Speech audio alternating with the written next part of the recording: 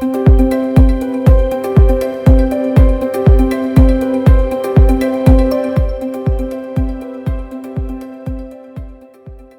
we're looking at the question of what do you do when you're in an environment that is overwhelming, that's really tricky, and it can't be adjusted?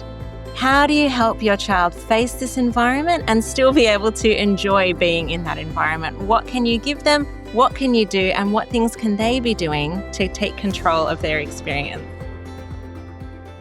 Hi, I'm Kate Morris. And I'm Dave Whittingham. Welcome along to Neurodivergence, Family and Faith. Today we're going to be looking at what we can do and what our children can do to help them work through difficult environments. Yeah, this is so important. And hopefully this is a natural question after our previous episode when we were looking at what churches can do to support families with neurodivergent members to make church easier. And so today we're going to be looking at what the family can be doing, what the child can be doing. But I wonder if you've got a question that a mother wrote to me after I'd written a similar article.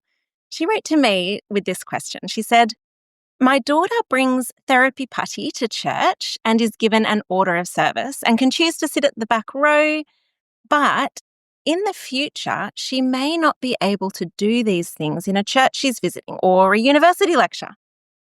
Do I do her a disservice by providing these things and not teaching her coping strategies?" So it's a really important question to be thinking. If we want to be helping our children to face these environments, do we put things in their hands that will help them? And, the short answer that I said to this lady is that she is teaching her daughter coping strategies. She is actually. The putty gives her a regulation, a way to regulate through the difficulties. She has a church outline for that predictability. She's able to choose where she sits, so she's got some choice, some control, some agency. This mother is doing, I think, a great job at helping her child interact with this environment that's so hard for her.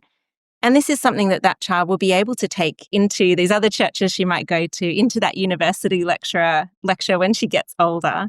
We're actually putting something in our children's hands that say, you're facing something difficult. That doesn't mean you have to sit out.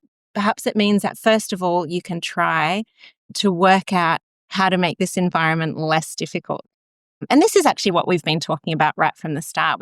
We keep saying that we want to work out how to eliminate triggers. And so those are those episodes we talked about with how churches can help with that. But when there are still triggers, when things are still difficult, that's when we pull out things that can mitigate the triggers, things like that outline that this mother talks about, and to be able to regulate through that challenging time, like things like that therapy putty. And so today is all about that mitigating and regulating and putting these things in our children's hands to be able to do that. And we're also going to be looking at things that we're not putting in their hands, but things they've already got in their body, in their hands, in their mouth, that can mean that they can mitigate and regulate even when there isn't a tool around. Fantastic. I'm looking forward to that. I think what you've said for that mum is so helpful, Kate, because all of parenting really is about preparing our children for life, isn't it? So we're preparing them, we're growing them into being adults, and we're going to use tools along the way to do that. And there are some things in life that you completely outgrow and you'll never have to use again. But actually, neurodivergence is not one of those things. It's going to be with them all of life. And so we're going to be talking today about drawing our children into the discussion and actually training them to think through what are the sort of sensory things that are going to help me through these situations. And so it's both giving them the tools to do it, but also empowering them with those thought tools, I guess, to say, what do I need? What do I need to think about as I head into different environments? And the way they do that might change as they get older. A teenager probably doesn't want to hold in class the same sort of toy they might have held as a 5-year-old just because of the social constraints there. But that doesn't mean they need nothing. But we're empowering them to ask the questions of what they do need, and we are preparing them for life by giving them those things. Yeah, that's exactly right. It's such a great topic, isn't it, to be talking through? And research has been really helpful in actually showing that this is increasing capacity, it's helping with agency. And as always, I'll have the citations in the show notes if you'd like to go through and have a look at those studies. Dr. Katie Unwin was with us in episode 6, and she had a really helpful insight in what her study has shown around this. She talks about management as being control of that environment. And she told us some helpful things about how important that is. Let's have a listen to a little soundbite from that episode now.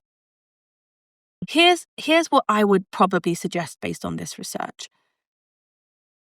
Giving the person who might need that sense of control the agency to know that they can control some things about their environment. And so what that might mean is saying to your child, if you need to leave the church, you can go to this room. I will come with you.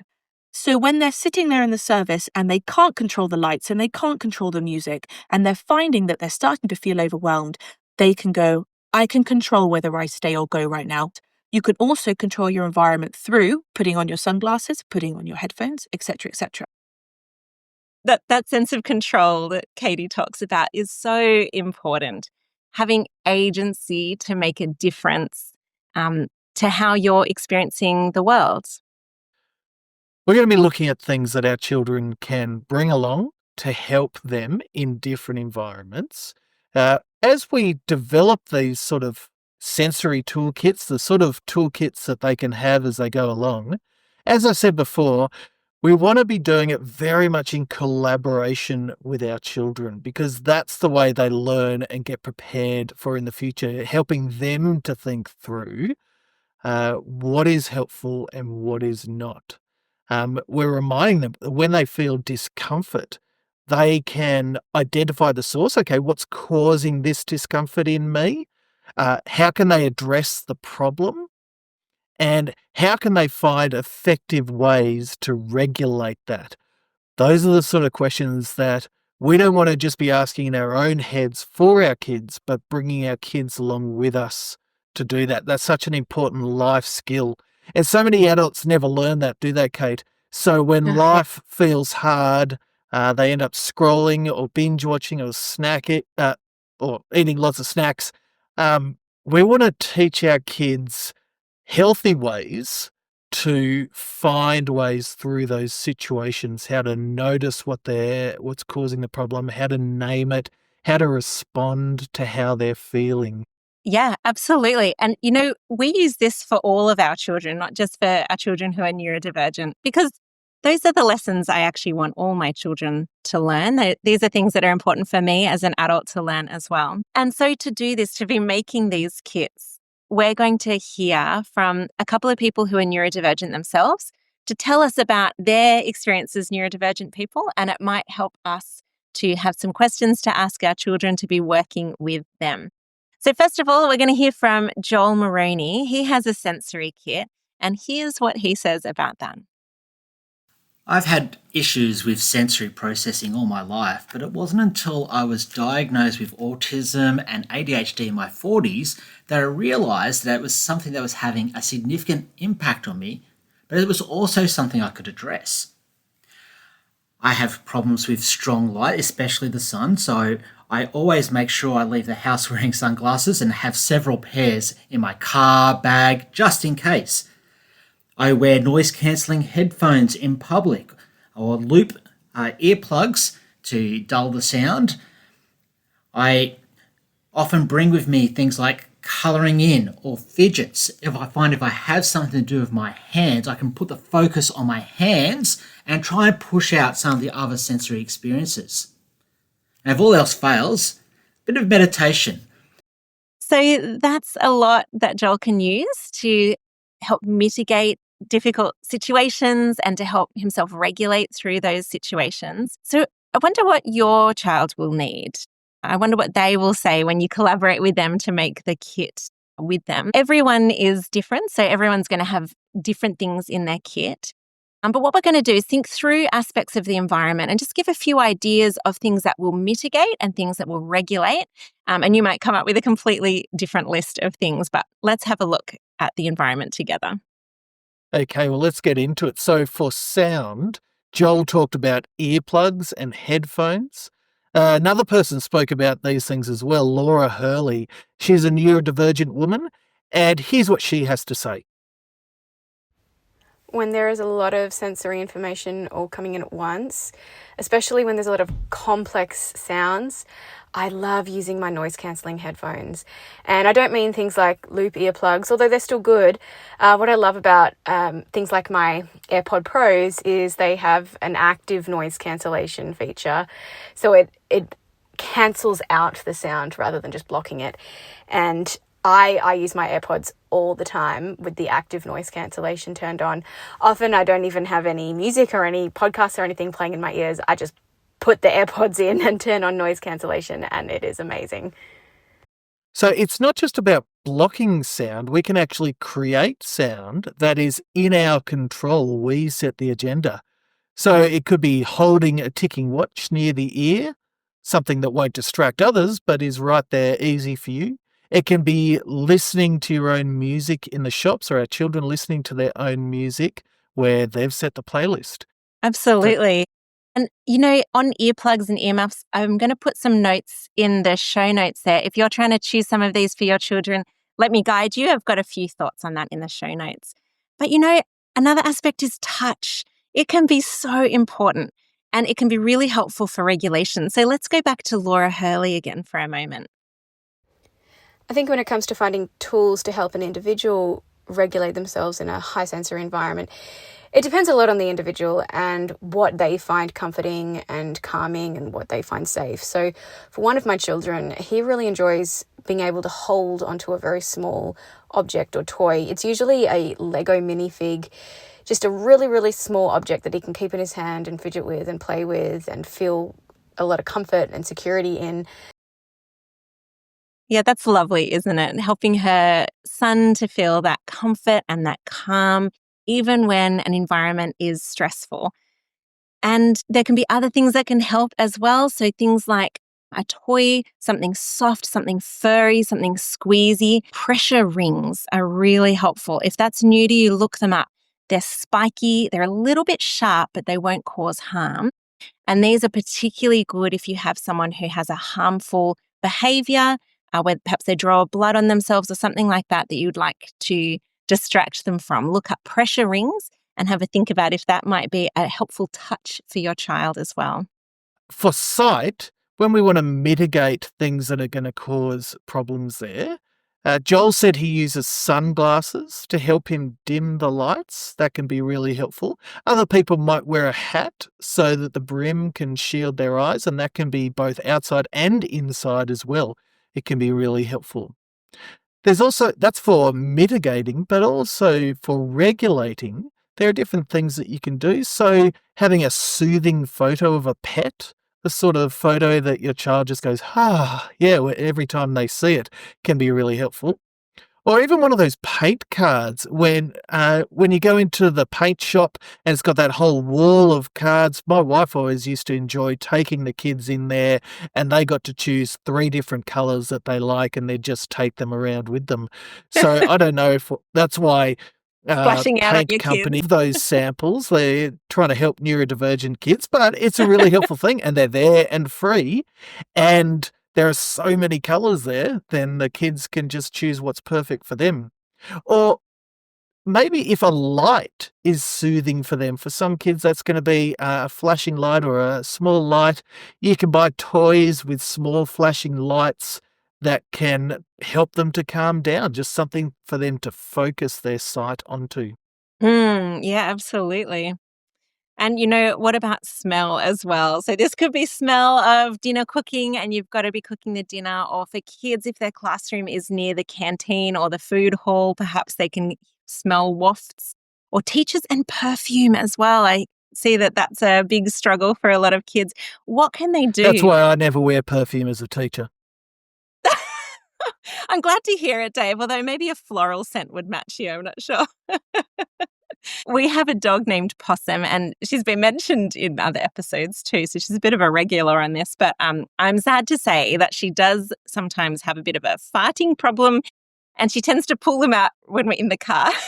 So knowing what to do about a bad smell is really helpful. You can use a water bottle to engage those taste buds, which can actually dull the sense of smell. Even if it's water, nothing stronger that you're drinking, that sucking motion, that swallowing can dull the sense of smell momentarily. Scented wristbands or scented lip gloss are things that kids might be able to carry around as well and be able to kind of put that other scent in their nose. Chewing gum or mints, of course, probably not in class, but that can create a different taste and a different smell to block out these other things. And also that chewing motion with the mint is something that can be really helpful too, because doing things with your mouth can be very regulating and relaxing. And we could go through all sorts of senses, but you can use this as a model to go through senses for your children. And as you do, there are some other aspects of the environment that you can be thinking about. So you might want to have a timer on a watch for your child, and this can help with them knowing that activities will end soon. They can set that to see that they've only got 40 minutes left of their English class if they're in high school, or they can use timers in order to go off a few times in the day to remind themselves to go to the bathroom if there's someone who doesn't notice that their body needs to go, to make sure that they never hit that point of desperation. Or timers for remembering to drink water or to eat food. Sometimes children get quite distracted when it's a break time at school.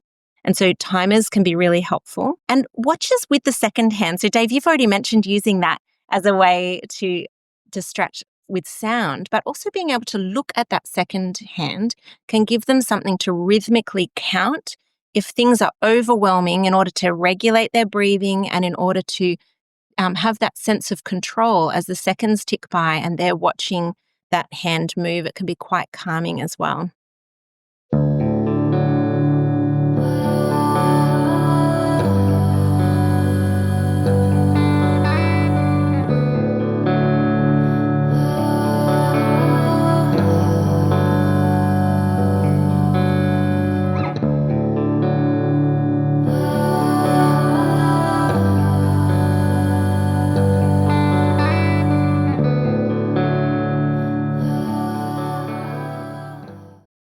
Okay, Kate, so there's lots of things that we can put in the toolkit to help our kids be prepared for those different situations. But what about if we don't have those kits? What do we do then? That's so important, because there are a lot of times in life when we don't have those toolkits. And I like to remind my kids that when they don't have those toolkits, they do have an invisible toolkit. We all do. It's built in. And these can be used wherever you are, in the dentist chair, at the shops. You can be using it at school in assembly. These can be used anywhere. And so it's really great to practice these at home, remind our kids about them, practice them in the car if your dog farts, practice them in real life with your kids. So again, you can think through different aspects of the sensory environment, but some things that can be really helpful are things like tapping gently on the forehead. If you do that, I bet everyone who's listening is doing that right now. Do you hear that sound? It's actually quite loud on the inside, but it's not loud on the outside, hopefully. And that can drown out other sounds that are coming in. It can create a rhythm that they are in control of. When there's chaos out there, they're creating something they're in control of.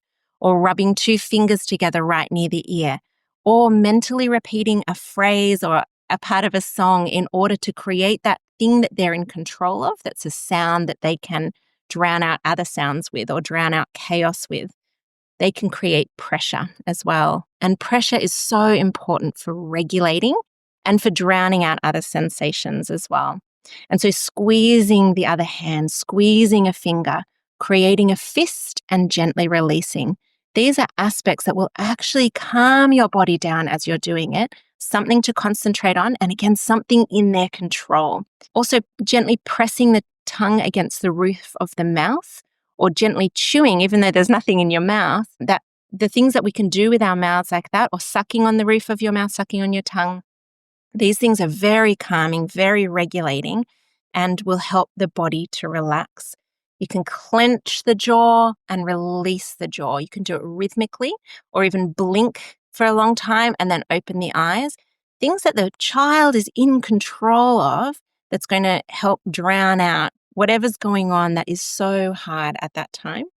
How wonderful that God has created our bodies in such a way that even in our bodies we have things that we can use to help us through those difficult situations.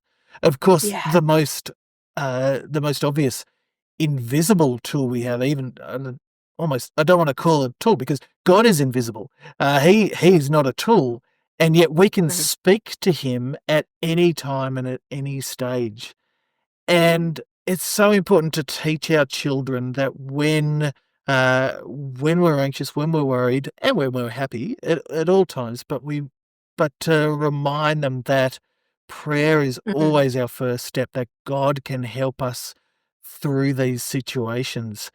Sometimes there are things that can be really helpful with the prayer because, uh, as someone with ADHD, I find prayer really difficult because just being able to concentrate on a longer prayer uh, can be tough. And so giving a Bible verse to memorize. So you've got 1 Peter chapter 5 verse 7 says, "Cast all your anxiety on him because he cares for you." There's a beautiful little verse that tells them exactly what to do. In my mind, John 3:16 is just a really easy go-to. If I'm worried or stressed, I can say that verse over and over again in my head, and it just reminds me God cares for me, God loves me, and I might need to be doing things with my hands at the time, but that internal monologue that reminds me that I'm safe, not because of anything outside, but because of who God is, and I'm Mm. safe in His hands. Ah, that is wonderful. And what a great opportunity to be teaching our children these things that we want them to internalize.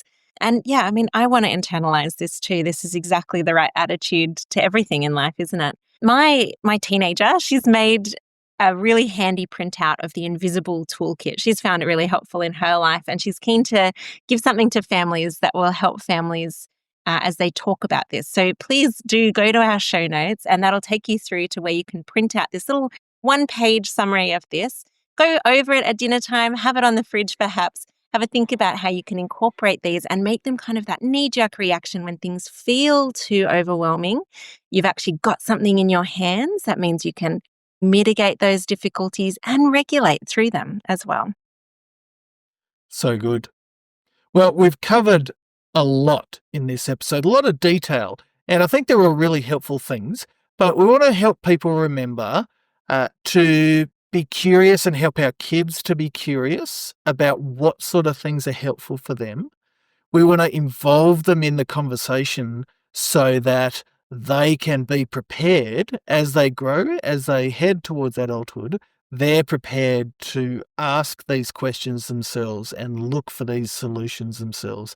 And we want to equip them with the sort of tools that are going to help with that.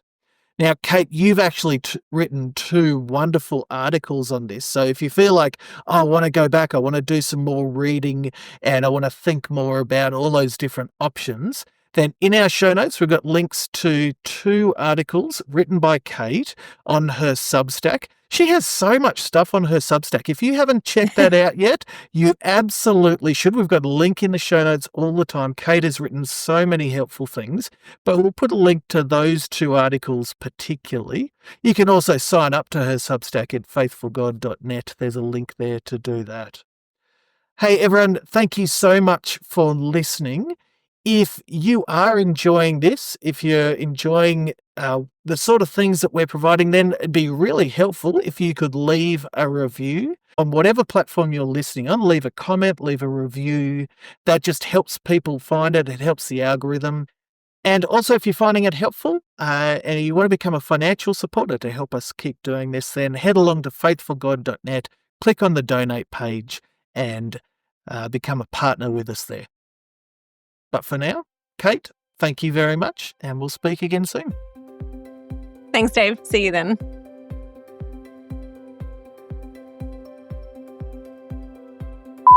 Her farts are silent but deadly. You don't hear Okay. them. It's like a minute later you smell them, particularly in the car. It's like the kids will start going, no, possum, oh, possum. Are you sure that What? it is possum and it's not just your husband and it's just easy to blame it on your dog? You've changed everything. I'm telling you, that's what I'd do. No,